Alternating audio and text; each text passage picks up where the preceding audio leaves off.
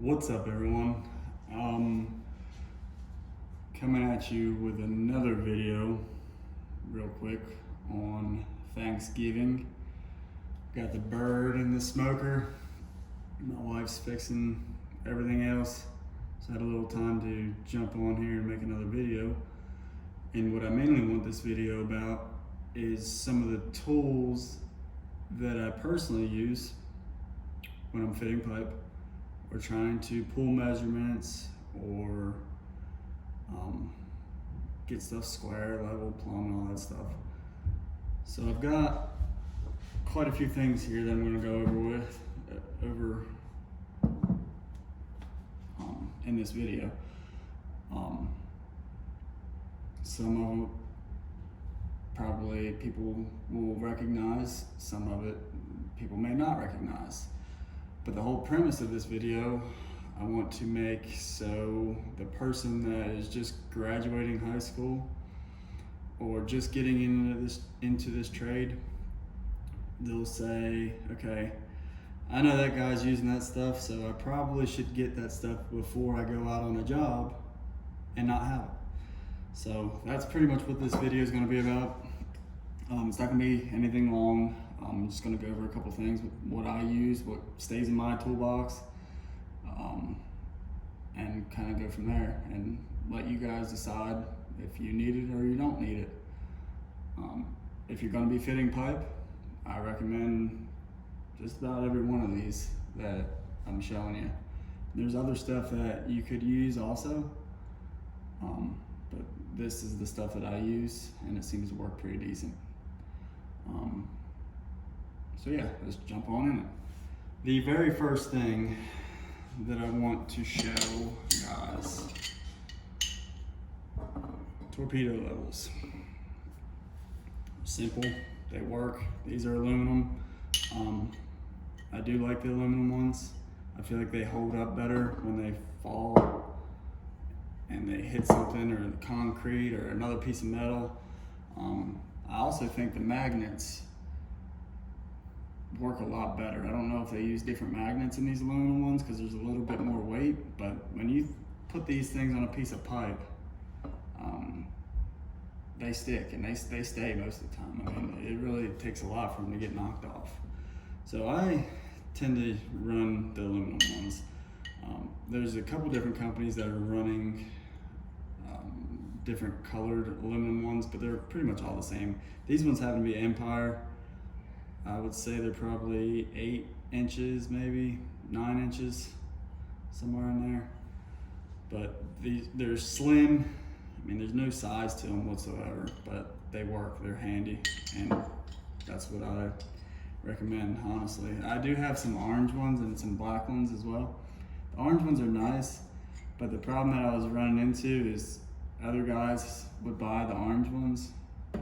So it was kind of hard for me to decipher which ones were mine unless I did something unique to it to make sure I knew I was grabbing the right ones and not someone else's.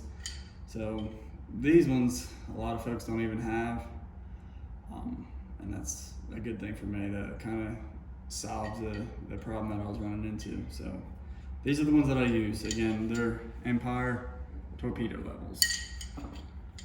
Next thing is pretty common tool, just a 2-foot square.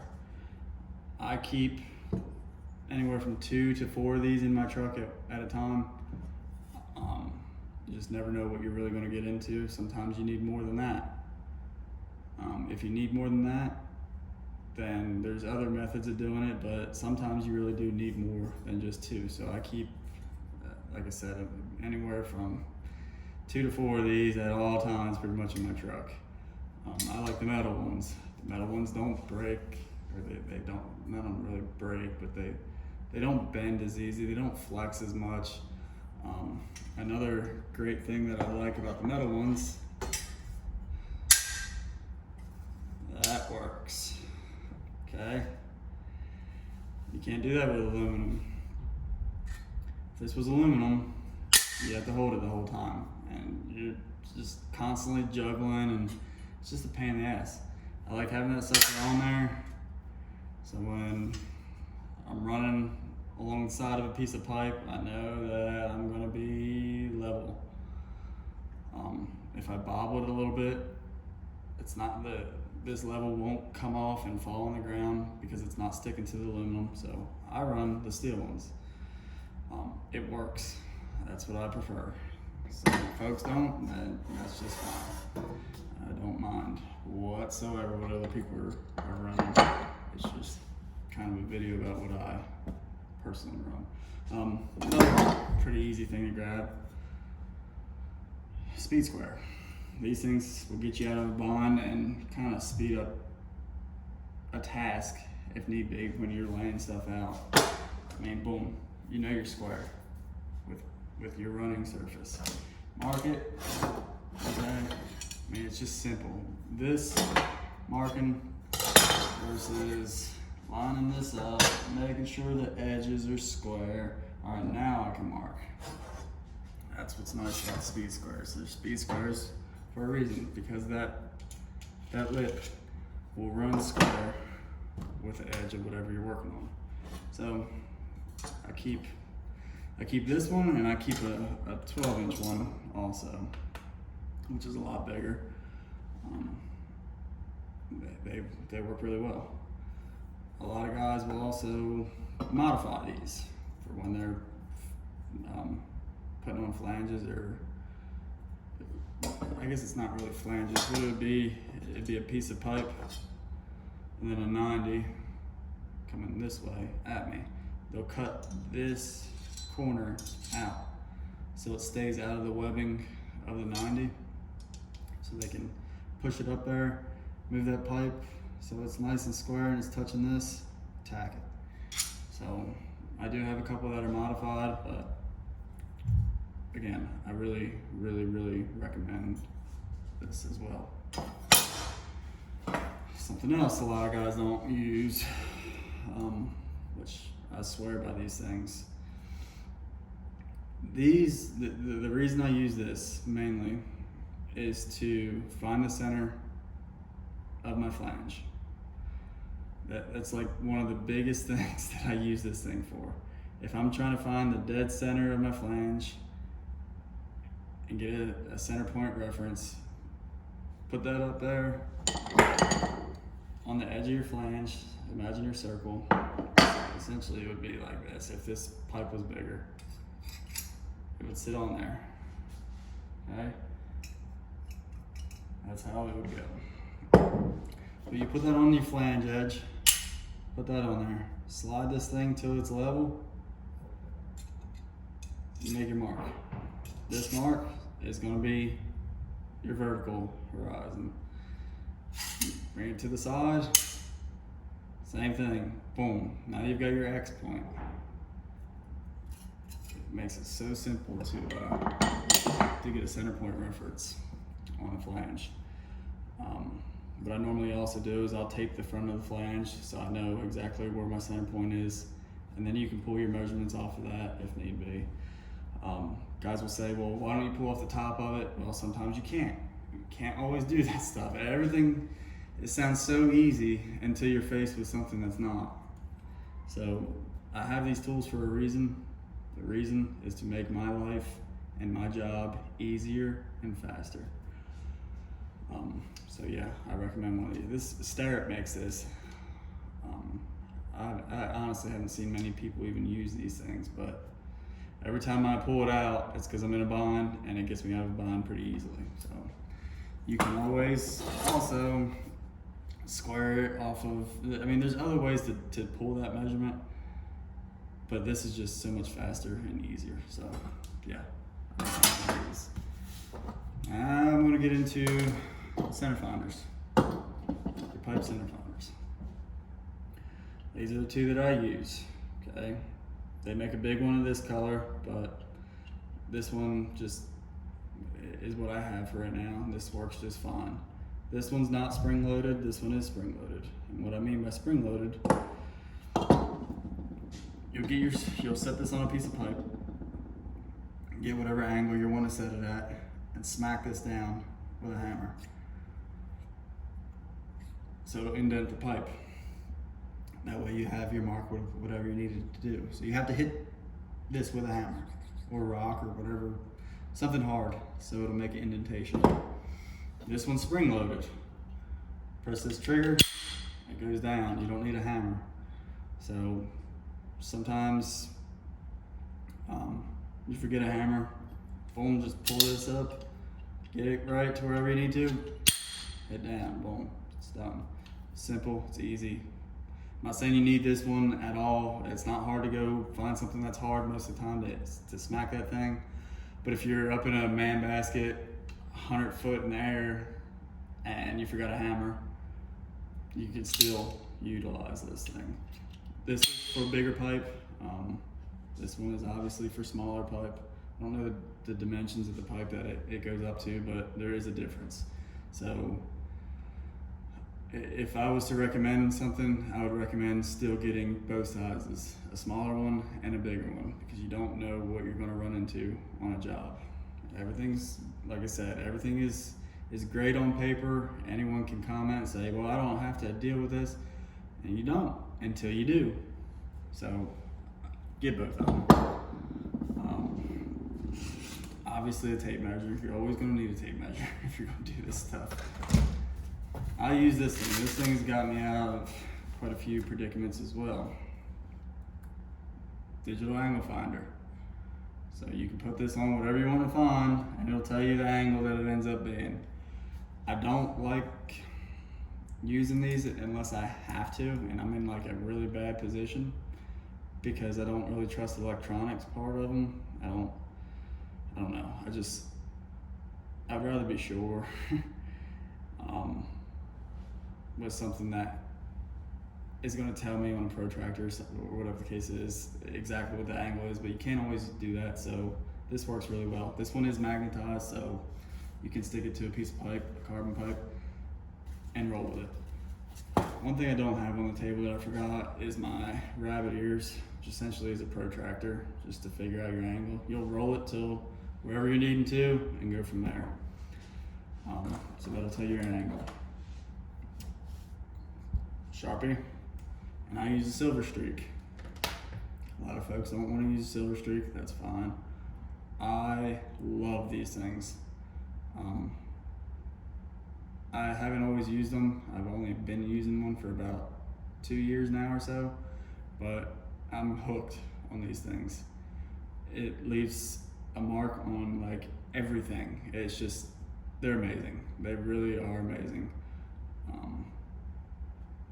I'm not gonna write on anything to show you guys because I'm not sure how the focusing of the camera is, but these things will write on everything. Yes, a Sharpie will too, but when you're doing a layout of steel, these things are way better than soapstone, way better than a Sharpie. You will see the line when you're cutting. Yes, when you are cutting, it's just, these things are amazing. These things should be in everyone's toolbox. Soapstone is garbage compared to these things. Soapstone works, but these things are amazing. Again, that's silver streak. Another thing that I keep in my box at all time. I've got several of these. I've got a couple of them that have a Plum Bob. I guess I grabbed the one that doesn't have a Plum Bob on it. String line. You need these like a lot. If you're really gonna be laying out and fitting and getting stuff how it's supposed to be, this is where it's at. If you want to be one of the lazy fucking welders or fitters that thinks that they're above using one of these, well, maybe pick someone else to learn from, because anyone that's worth a shit uses this. Again, I use several of these, or I have several of these. My other ones, they'll have a Plum Bob, what a Plum Bob is, which is amazing. I didn't grab the one with a Plum Bob. It'd be a counter, essentially it's a weight that comes to a point. So when this thing is floating in the air, I'll roll it up so you can see a little bit better. You're hanging something, okay. That weight will center it, and boom, you know you're gonna be plumb, okay? Plum Bob. So, but I use these things also on batter boards. if I'm wanting to lay out a big pad, if I'm wanting to lay out where a future structure is going to be, if I'm wanting to lay out different weird angles that are crossing and all going all kinds of crazy ways like so, and then I put my rabbit ears up and figure out my angle. It's just, this is seriously worth its weight in gold sometimes. So I recommend this for sure. Same thing with this chalk box. It's pretty much a rope with chalk on it. This is great for marking stuff, laying out. Again, same thing like your string line, but this will leave a chalk mark on whatever you're marking. So you don't have to go back and guess. You just snap it and boom, your mark is where you wanted it to be, and you have that for a reference point to measure off of and everything else. Those two, I swear, I don't see them enough in toolboxes. I think a lot of people are scared of them, and that's fine. They just need to understand how useful that they can be for them. Another big thing, have something to write on. Yeah, we all have our gloves that we can write on, but if you're really dealing with some complex stuff, the last thing you feel like doing is having to figure out which mark you have wrote on your glove, which measurements on your glove for what unit you're working on, or whatever the case may be. It's just aggravating. I used to be that way where I wasn't organized. Being organized when it comes to laying this stuff out is like crucial. It makes your life easier. You can be unorganized for everything else, but I promise you, if you're organized for what you're laying out and what you're fitting, it's going to come together so much easier. So this is just a little tally book. I think an inspector gave me this actually. Last thing that I have on the table, 2-hole pins. You're going to need them if you're fitting pipe.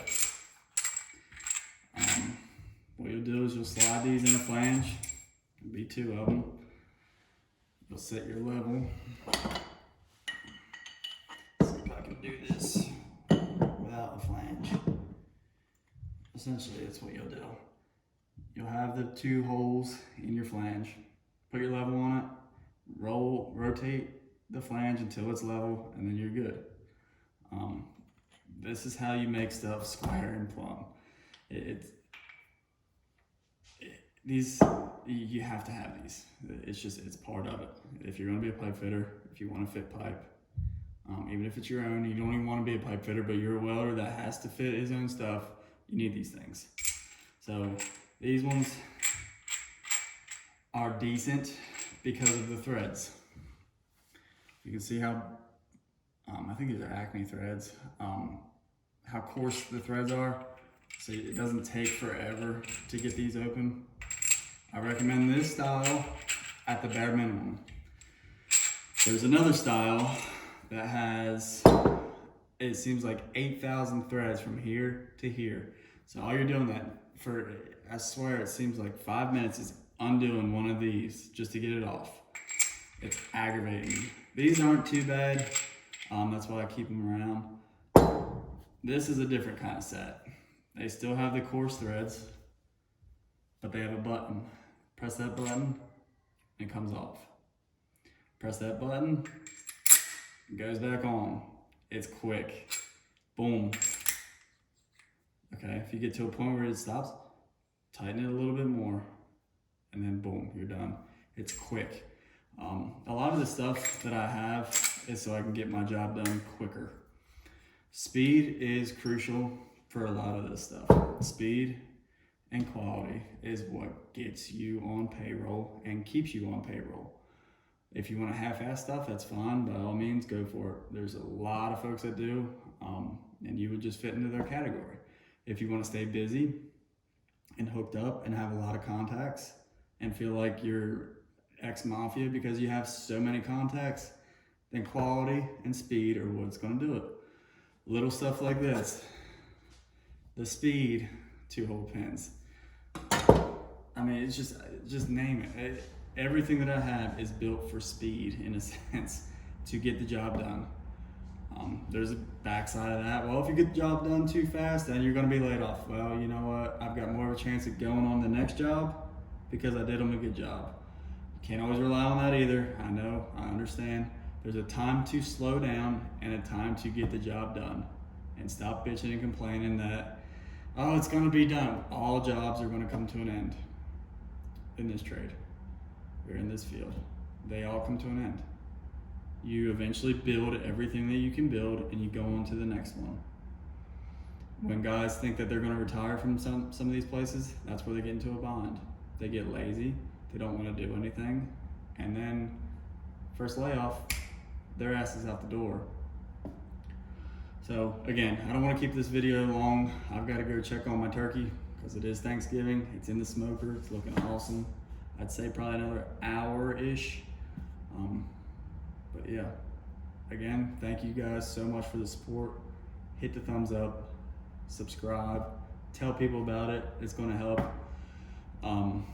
When I see that kind of stuff, it makes me want to do more videos. This may seem like it's monotonous to some, but you do have to understand that there's guys that are just getting into this stuff. I want them to be able to look at the video and go, okay, I'm going to need some of this stuff. I can't just jump into this shit and not know what I'm doing. At least they'll have the tools.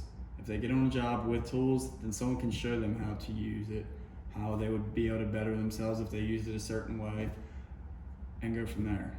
But if you show up to a job when you don't have tools, it makes it a lot harder. So these kind of videos is what should be able to help people. Again, if I'm getting the support from you guys, then I don't have a reason to not do them. So let me know what you think. I'll do the best I can on the next one, and we'll go from there. Happy Thanksgiving, guys. I appreciate everything.